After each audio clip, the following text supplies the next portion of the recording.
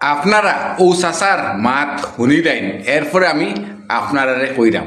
ভারতের একজন নাগরিক হিসাবে ভারতের পক্ষ থাকিয়া বাংলাদেশে একটা মেসেজ দিতাম চাইয়ার যে আমরা ভারত যে মুসলমান আছি, তোমরা বাংলাদেশের যে গাদ্দার মুসলমান, গাদ্দার তোমরা গাদ্দার মুসলমান, তোমরা ওইলা গিয়া ভারত বাংলাদেশের নবীজির আগর যুগের যে জাহিলিয়াতের যুগ আছিল সেই জাহিলিয়াতের যুগের মানুষ তোমরা, যার কারণে মানুষে হাত জোড় করে অনুরোধ করছে, ভুল করছে যে আমার এই ভুলটার ক্ষমা প্রার্থী চাই। আর এরপরে তোমরা ও মানুষটারে গাছর লেন্টা করিয়া বান্ধিয়া জ্বালাইলা জিন্দা।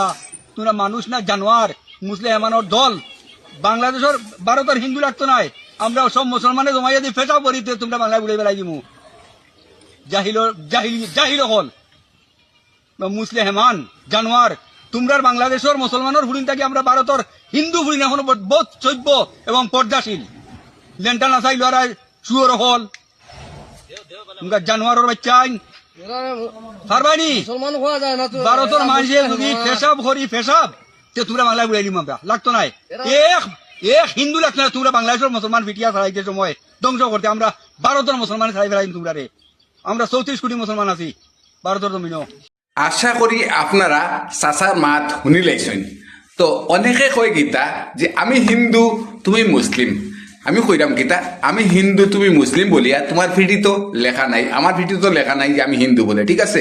তো আমরা হইলাম কি মানুষ, ধর্ম মানে একটা বানানি হয়েছে, মনে করো একটা সংগঠন, মানে এই সিস্টেমে আমরা চলতাম, ঠিক আছে। তো ওই যে চাচা যে কথাগুলা কইছি নানি তাই নিশুন গিয়া প্রকৃত মানুষ।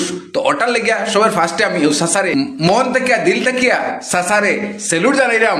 তাই যে এই যে জঘন্য ঘটনা হয়েছে এইটার লেগে তাই প্রতিবাদ করছেন। তো অনেকে তো কয় গীতা যে আমি তো মুসলিম তুমি হিন্দু। ভাই সবের শেষে কইরাম আমরা মানুষ। তো আমরা মানুষ হইয়া যদি মানুষের মতো কাজ করি না, যদি আমরা পশুর মতো কাজ করি, তে আমরা মানুষ আর পশুর মধ্যে পার্থক্য রইল গীতা। তো এই নিশ্চিন গিয়া প্রকৃত মানুষ, প্রকৃত মুসলমান, আর কিচ্ছু না, বুঝছো না নি। তো ওটার লাগিয়া আমি চাচারে আবারও কইরাম অন্তর থেকে তান্ডে ধন্যবাদ জানাইলাম। আরে ভাই এই জিনিস হিংসা করিয়া, দাঙ্গা করিয়া, মায়ের করিয়া, ফিটিয়া মারিয়া কোনো দিনও কেউ আগাইয়া যাইতে পারতো না ধ্বংস দ্বারা, ঠিক আছে। তো ওটা লেগে কইরাম যে অন্যায় করবো, অন্যায়ের প্রতিবাদ করতে লাগে, বুঝছো না নি। বাংলাদেশের যে মুসলমানরা কিন্তু দীপু চন্দ্র দাসের লগে অনেক অন্যায় করছে। ওটা লাগিয়া অন্যায় রে প্রশ্রয় না দিয়া অন্যায়ের প্রতিবাদ করো।